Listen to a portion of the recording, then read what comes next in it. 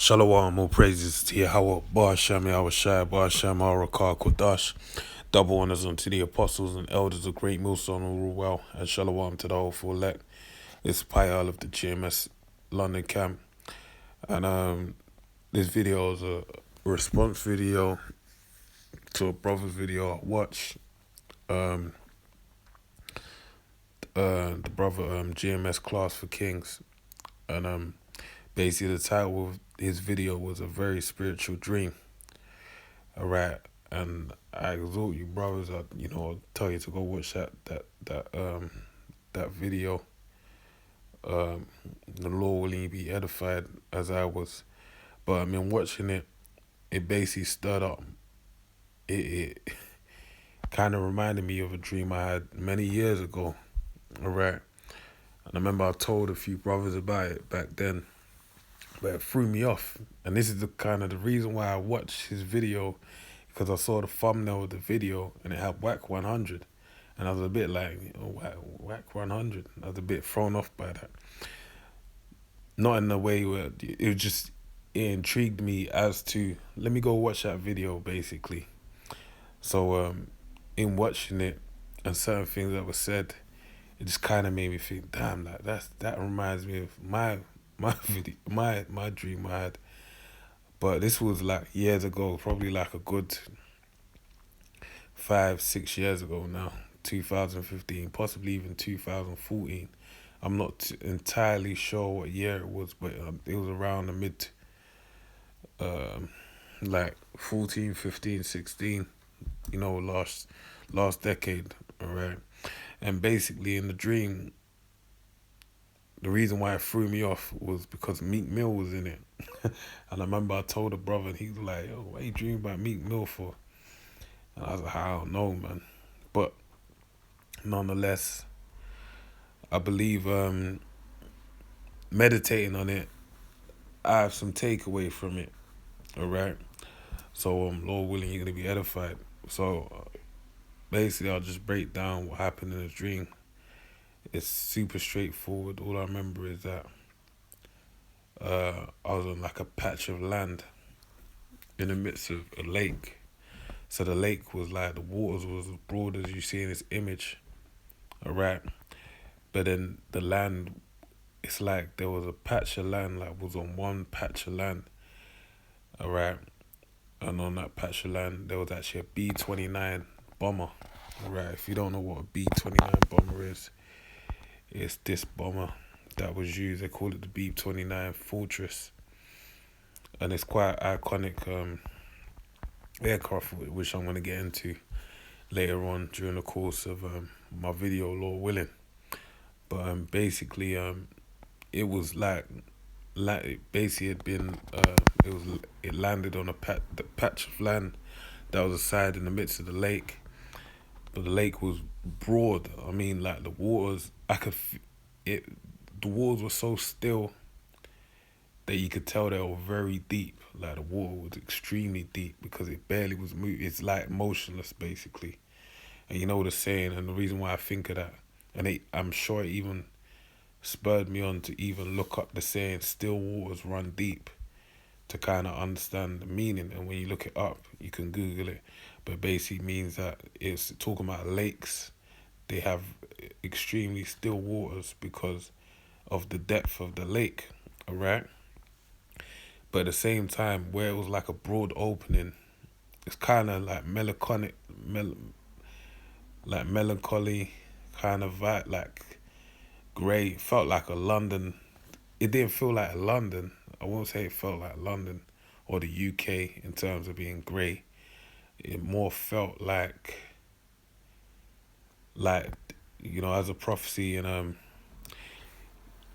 like basically just like you could feel something. There's something in the air to say that some stuff was gonna go down, but in the midst of that, it's like it had like very still waters, but then it had like fir trees, this kind of forest, and it was very.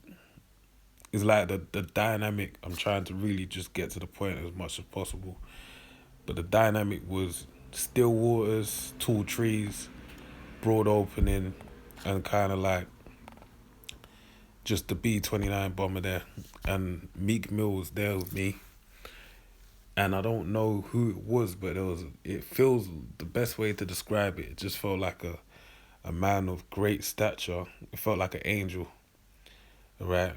I want to say Yahweh Shai because of what I'm gonna say, but I can't say that I outrightly said it was Yahweh Shai, but it felt like some it would feel like him, the Lord Yahweh Shai being there but not being there, if you know what I mean. Like if he's there, but it's more because even Meek Mill was there, and the man of great stature, broad shoulders, like had a long like overcoat on. But at the end of the day, it's kind of like I can't say it was definitely him, 100%. But it just felt like a angelic being of great power, basically, and a man of few words. But that's more or less it. It was just more or less a setting, it was like the onset of moving towards something. Now, the reason why I said that because you know, the main part that kind of jogged my memory in the brother's dream was when he mentioned that they're basically. I know that weren't much of a dream, but as I get into it, you kind of get where I'm going with it. So, because it was like a snippet, all right. So basically, what happened was the brother in his dream, he basically mentioned that the latter part of his dream that he's in Foot Locker, and a brother said like the brother that was working in Foot Locker basically said that yeah, we were there in the beginning when we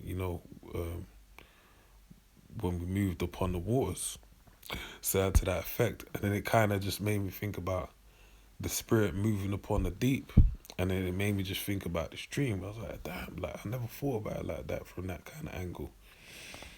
But yeah, so you know to get into it, the main thing is, and it always threw me off because I thought the B-229 bomber, like what is that? Because I didn't know the name of the aircraft, but I knew the aircraft very well. And the reason why I knew it very well is because my uncle.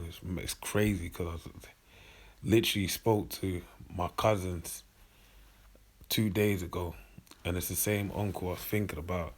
And even today, I listened to a podcast, and the guy was talking about said he used to go on Auto Trader, like everything that just happened more or less in the past few days lends itself to me doing this video. Because this uncle of mine, he basically had like magazines, Auto Car, and I can't remember the name of the other one. And he like had a collection, a massive, great collection. So I'd just go to the house always, and I'd just be going through the magazines and looking at cars and being intrigued by the engine side, the design, the concept drawings. And I'll go home and I'll draw my own cars and draft concepts and write specs and all that type of stuff. And then he also had aircraft folders. So I go through them and just look at like the B-2 bombers and the uh I can't remember the name of the planes now, F-50. I know that just every aircraft you can think about, Apaches, Chinooks, all you know fighter jets and helicopters, all that type of stuff. I'll be into it and be intrigued and be looking into it. So the B-29 Super Fortress is something that's always been in my head, but I couldn't pinpoint my finger on it. So, point being is that now when I looked it up, let me read this excerpt from Wikipedia.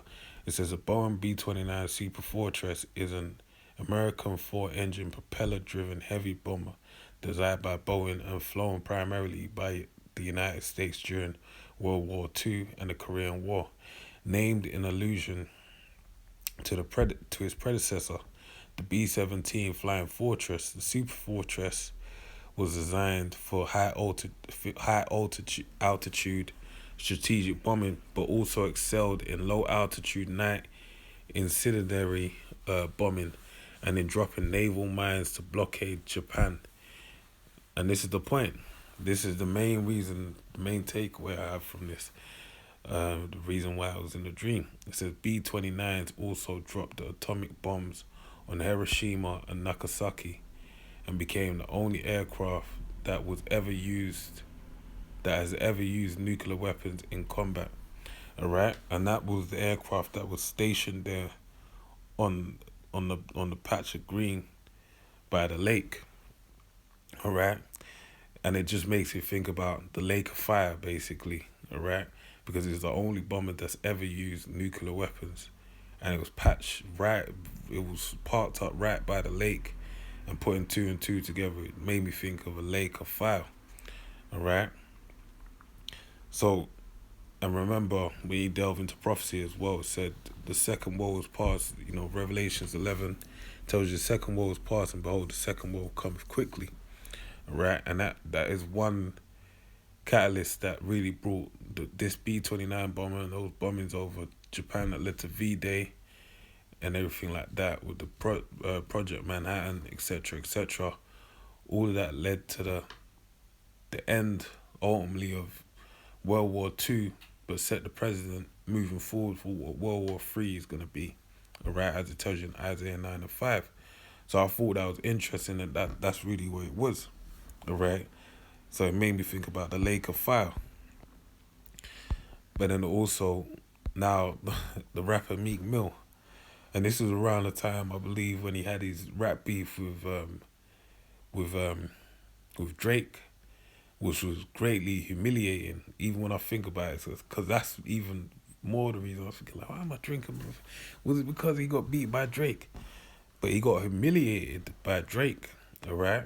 And we know the word humiliate is of kin, shares its root and origin to the word humble, all right?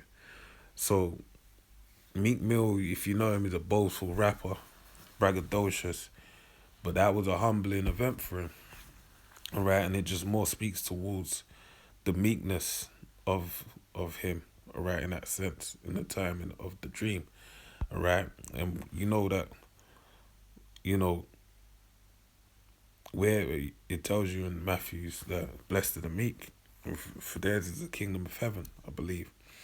So basically, that's the same, which is leading to. Let me actually read that very quickly. I don't want to butcher it. Um,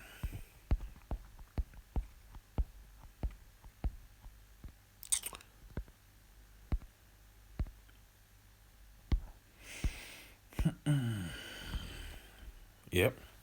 So it says Matthew's 5 and 5. It says, "Blessed are the meek, for they shall inherit the earth." All right. So they shall inherit the earth. So it's befitting enough as well that we're parked on a patch of green, all right, with Meek Mill. And I just realized this now that on a patch of green with Meek Mill, all right, and him being meek on that ground is basically saying, the meek will inherit the earth, all right. But then also what you gotta remember is his name isn't just Meek; it's also Mill, and obviously Mill goes into a mill that he'd use to grind two stones that would work together in unison mechanically to grind grain down to mill, all right, to pulverize grain, all right. And obviously, it makes you think of great millstone, right? And also about if anyone offend one of these little ones, it'd be better if a millstone was hang about the neck and cast into the sea. And also about the stone that came, which just being the main point, that came and hit the feet of the statue in Daniel's the second chapter, and basically brought an end to that whole system. All right. So that's basically only what I'm saying is it represents like a duality, which makes me think of the best way to encapsulate that is Jeremiah 16 and 16, where it tells you about I will send for many fishers, and they shall fish them, and then after will I send for many hunters, and they shall hunt them. All right. So the meek, when you come as a fisher, you're coming in meekness, all right, because you're a servant of Yahweh Hashem El Shai. Told us to go forth as sheep, be harmless as a dove, be as wise as a serpent, but as harmless as a dove, all right. and we're basically sent as sheep in the midst of wolves, all right? So that we're going in meekness, but at the same time, on the rebound, when the Lord comes back, we're basically gonna come back as you know, for meal, all right? I'm sorry, for meal. We're gonna come back as hunters, basically, all right? Once the doctrine has been pushed, all right, through the spirit and power of Yahweh Hashem El Shai. So anyway, that being the point, so you know,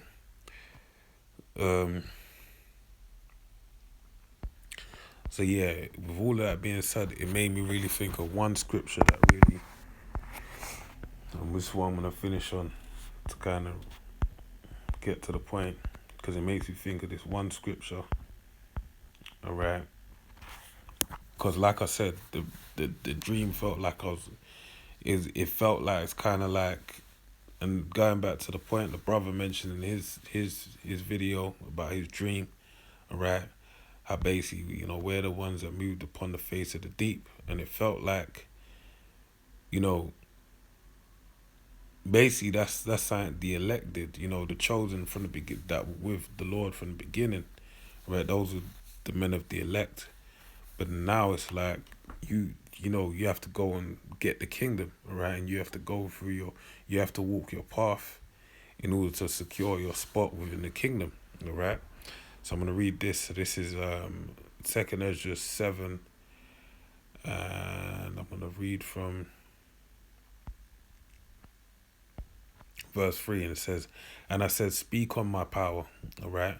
Then said he unto me, The sea is set in a wide place, yeah, that it might be deep and great, all right? And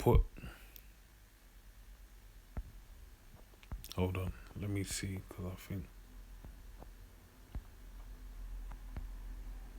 yeah, so it's verse 6, right? So it says, There is also another thing, a city is builded, all right? And we know this city is talking about the kingdom, and set upon a broad field, and is full of all good things, all right? The kingdom of heaven. The entrance thereof is narrow, and is set in a dangerous place to fall, right? And let me read on. Like as if were a fire on the right hand, and on the left deep water, all right? And like I mentioned in that dream, all right? There being the still deep waters, all right? And then the B2 bomber, which more or less represents the lake of fire, all right? Not to say that's the breakdown, but just saying that's how the dream felt. It encapsulates its scripture, all right? So it says, reading on, it says, verse 8, And one only path between them both, even between the fire and the water, so small that there could but one man go there at once. Right? If the city is now given unto a man for an inheritance, if he never shall pass the danger set before it, how shall he receive this inheritance? And I say, It is so, Lord. Then said he unto me, Even so also is Israel's portion. All right? And more or less, like I said, the dream felt like the onset of making way to get to that place. All right? But that's why being with Meek Mill and a man of great stature felt like,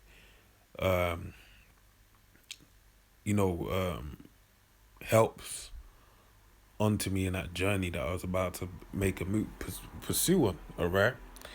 And that's really just Lord willing, you gain some edification from that.